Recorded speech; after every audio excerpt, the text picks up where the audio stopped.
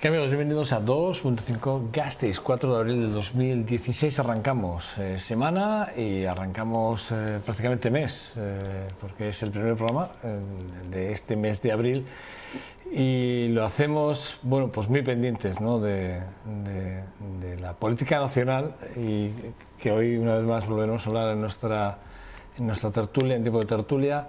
Hablaremos de deportes, también, como no puede ser de otra forma, una calidad de arena, después de venir de ganar ese partido de la Euroliga contra el Real Madrid aquí en el Fernando Buesa Arena, en un partido brillante, de esos como yo el otro día titulaba, otro para la historia.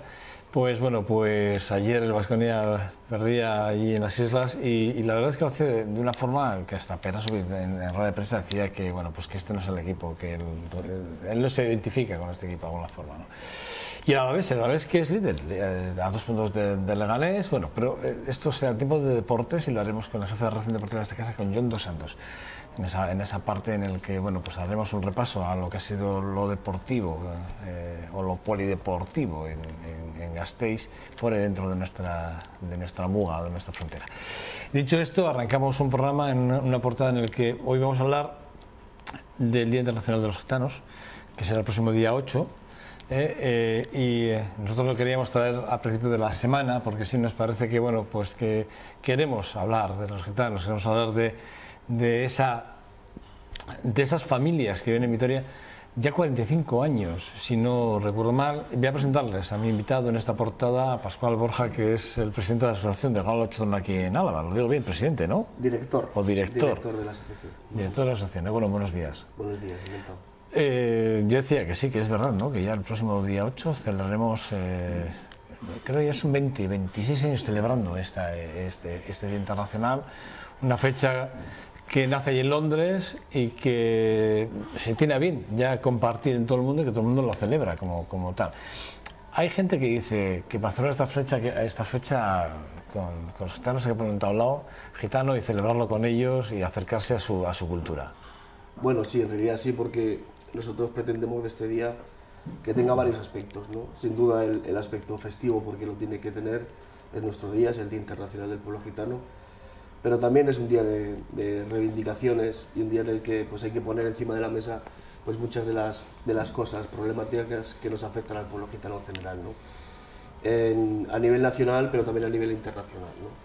Ni que decir hay de lo que está pasando con los gitanos en Francia, en Italia, con expulsiones masivas, y todo eso también hay que poner encima de la mesa, recuperando aquel espíritu del 71 que en realidad lo que hacía era poner sobre la mesa, escribir negro sobre blanco lo que estaba pasando, lo que pasó en el 45, en el Holocausto, y traerlo a memoria, ¿no? Porque como bien sabemos lo que no se recuerda, tenemos el problema de olvidarlo y sobre todo de volver a repetirlo, ¿no? Y hoy en día, pues, mucho del discurso que hay en la vieja Europa, de parte de muchos sectores, se parece demasiado al que existía en aquel entonces, ¿no? En el 45, en los albores de la Segunda Guerra Mundial y de todo lo que sucedió entonces. Y uno ve declaraciones de los políticos de entonces y de los políticos de ahora, de muchos de los políticos de ahora de la vieja Europa, a cuenta del miedo, a cuenta de la discriminación, y se parece demasiado, tanto que da miedo, ¿no? La xenofobia siempre ha estado en la sociedad, parece que va innato en la raza humana, ¿no?, de alguna forma, pero sí que es verdad que Idomeni ahora, por ejemplo, es el ejemplo donde todos hemos puesto la vista, o estamos fijando nuestra mirada y estamos viendo efectivamente que lo que está pasando. Bueno, hoy mismo creo que ya se estaban haciendo ya esas devoluciones, ¿no?, a países de origen, ¿no?, de alguna forma. Hoy creo que empezaban a hacerse. ¿Cómo lo valoráis?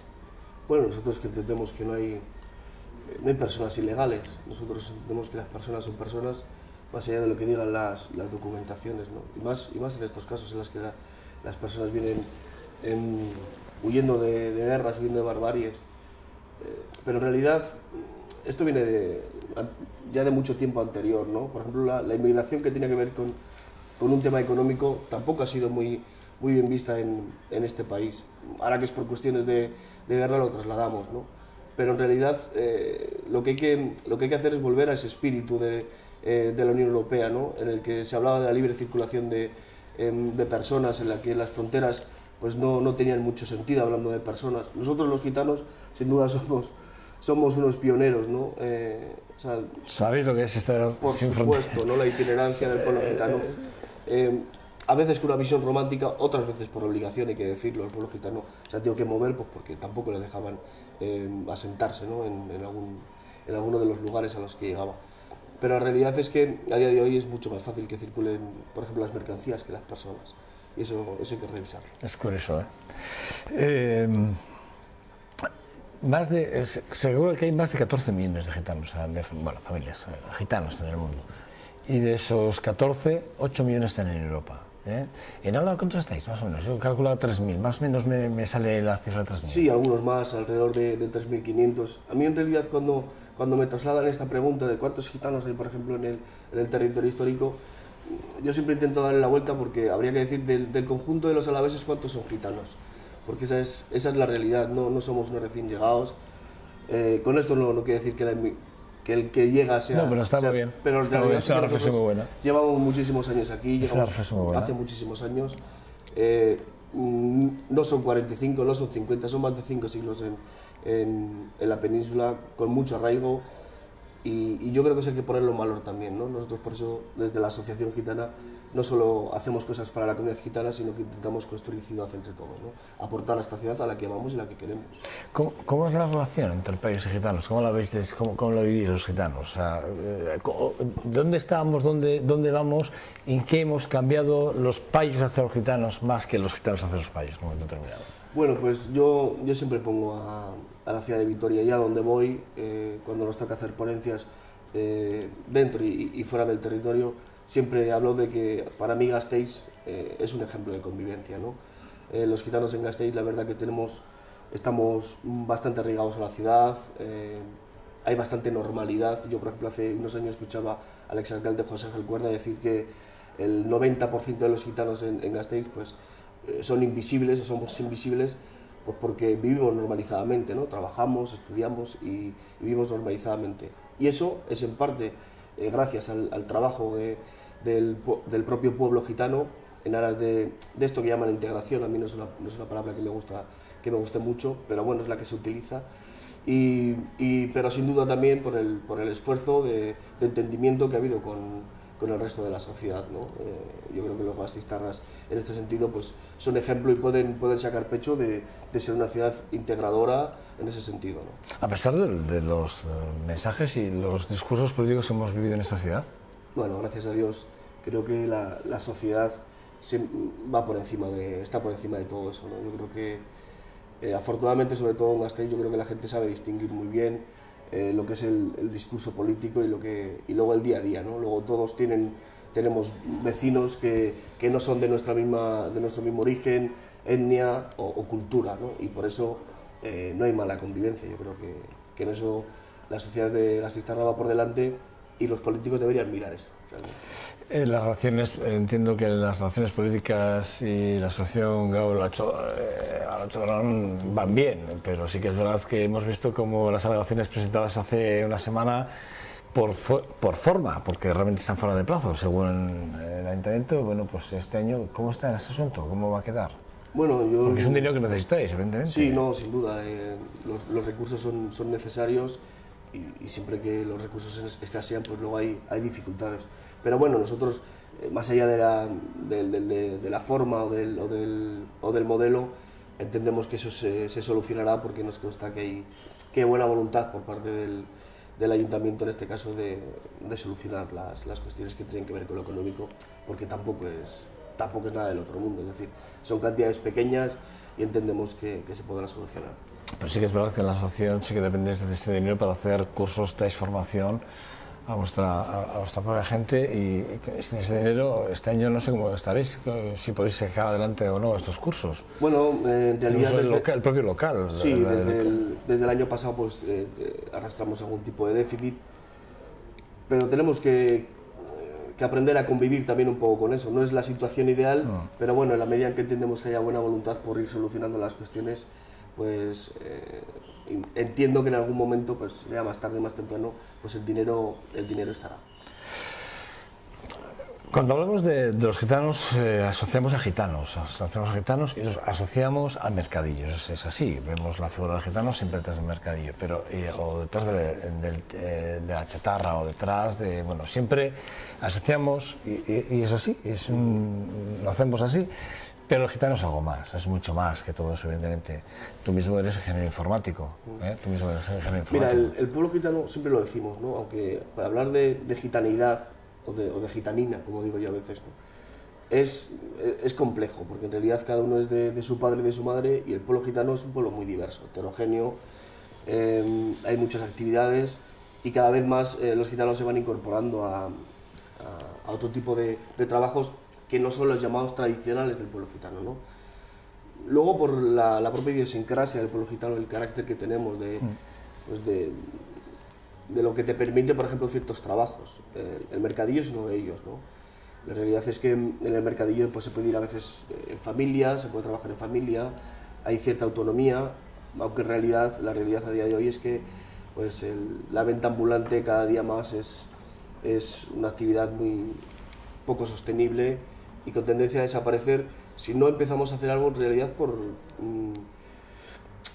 rentabilizar esa actividad, ¿no? Nosotros tenemos informes desde hace muchísimo tiempo de que, por ejemplo, la venta ambulante en determinados barrios es un elemento regenerador y motor económico, en contra de lo que muchos puedan decir. Los informes están ahí cuando hay barrios que en realidad hay poca actividad o la gente se acerca poco. En cuanto hay un mercadillo un día a la semana, pues eso hace que haya confluencia de gente, que gente de otros barrios se movilice y se aprovecha tanto el mercadillo ambulante como el comercio de alrededor, que sin otras... Se revitaliza, de alguna forma sí que...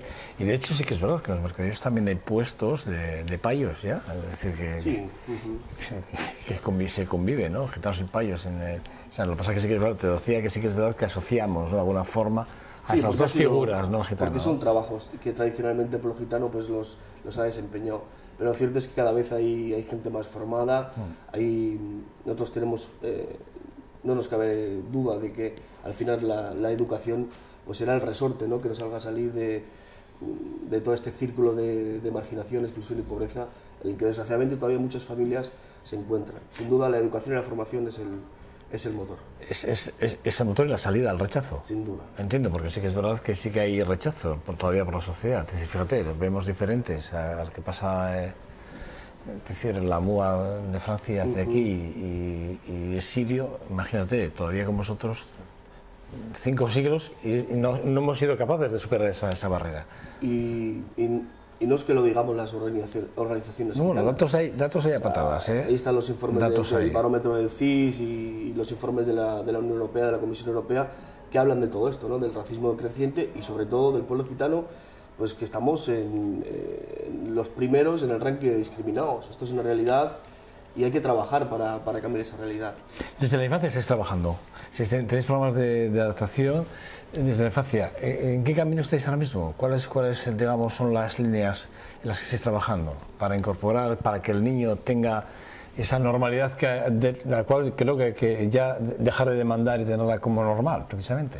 Sí, precisamente porque en realidad siempre hablamos de los niños y de los jóvenes como el futuro, pero no trabajamos en el presente que tienen, es decir, parece que siempre son como una inversión a largo plazo, como algo que nos tiene que sacar del atolladero el día de mañana, pero no trabajamos en el día de hoy, ¿no? Y lo que hacemos desde la organización, sobre todo en un centro de atención diurna, sobre todo con niños pues más desfavorecidos, o que en el ambiente familiar... ¿25 niños tenéis ahora mismo? Sí, alrededor de 25, ¿no? Es un programa que tenéis en la Diputación Foral de Álava. Con muy buenos resultados, por cierto. Padres y niños, además, Padres y niños, compartidos. Sí, no podemos obviarla, porque la meta es esta, ¿no? El que pues, los padres vayan adquiriendo competencias y los niños también, de forma que, bueno, pues que la familia viva en un entorno lo más normalizado y autónomo posible, ¿no? Hablaríamos más de autonomía que de otra cosa, ¿no? Lo que hacemos es acompañar ese proceso.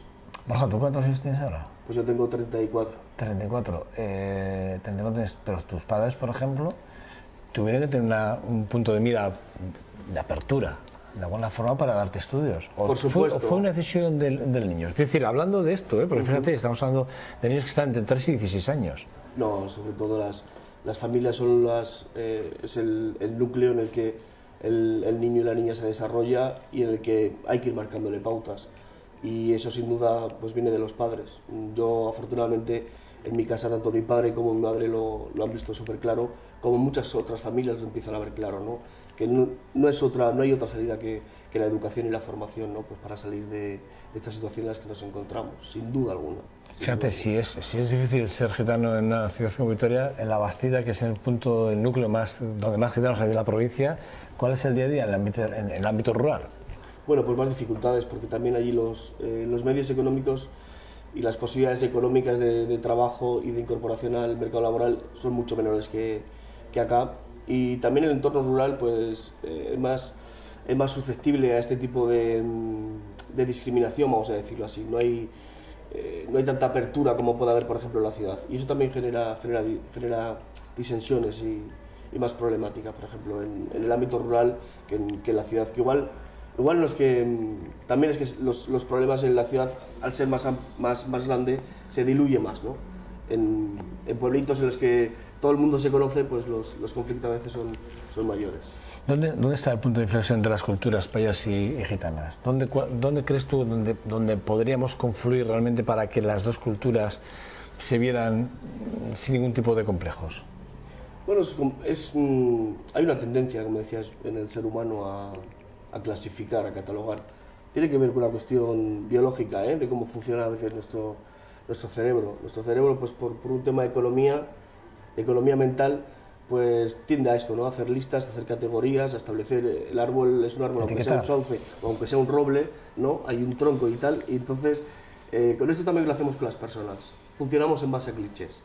Yo creo que el conocimiento es la base de todo. En realidad, el conocimiento que se tiene del pueblo gitano es un mal conocimiento. Y a esto tengo que deciros también que los medios de comunicación contribuyen muchas veces a generar ese cliché equivocado o ese canon de lo que es un gitano o de lo que no es un gitano. Yo he ido a muchos lugares en los que me han preguntado si era gitano, por ejemplo.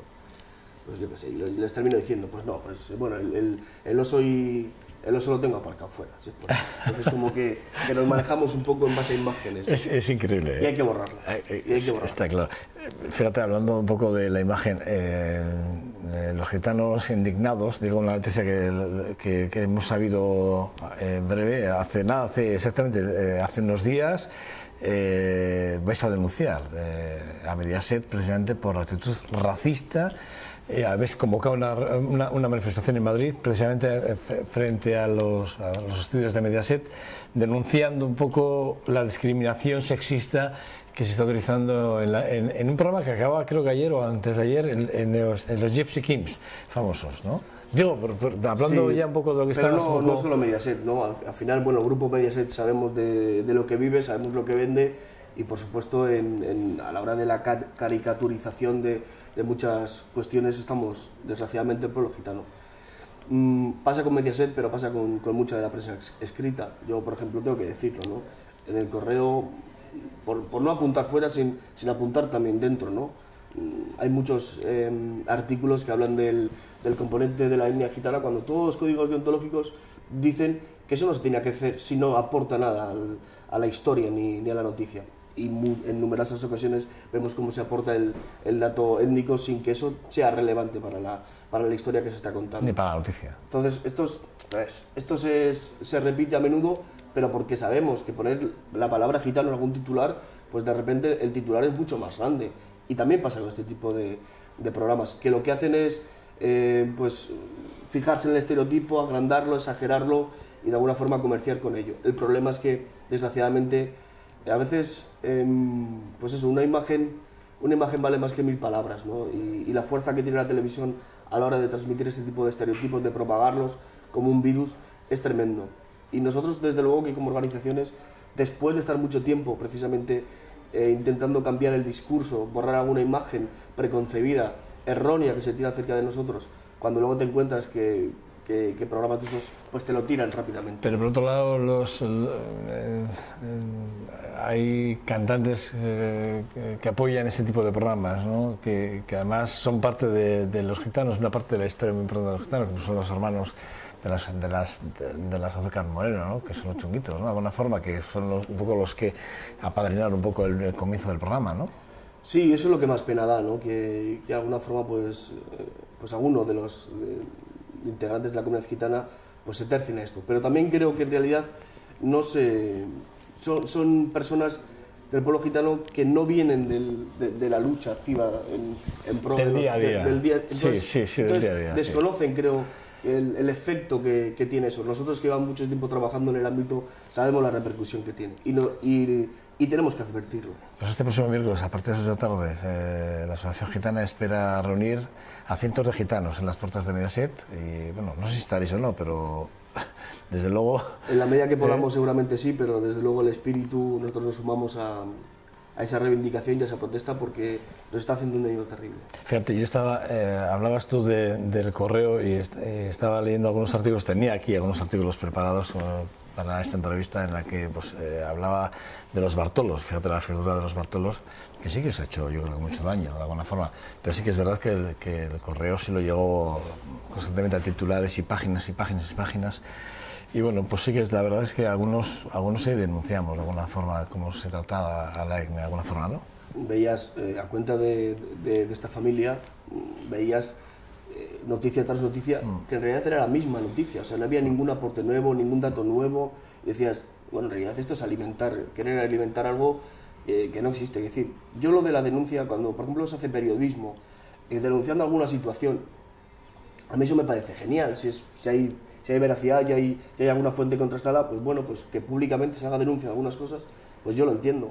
Lo que no tiene sentido es cuando las cosas ya están en los juzgados y se está tratando judicialmente, que intentamos hacer un juicio paralelo. Mira, en cuanto a los Bartolos, claro, los Bartolos es una familia muy amplia, entonces hablar de los Bartolos de la forma en que se habla... Generalizar de esa forma... Sobre el apellido, pues sí. No, es lo que denunciamos, alguna vez hemos denunciado en este programa, claro, se generaliza de forma...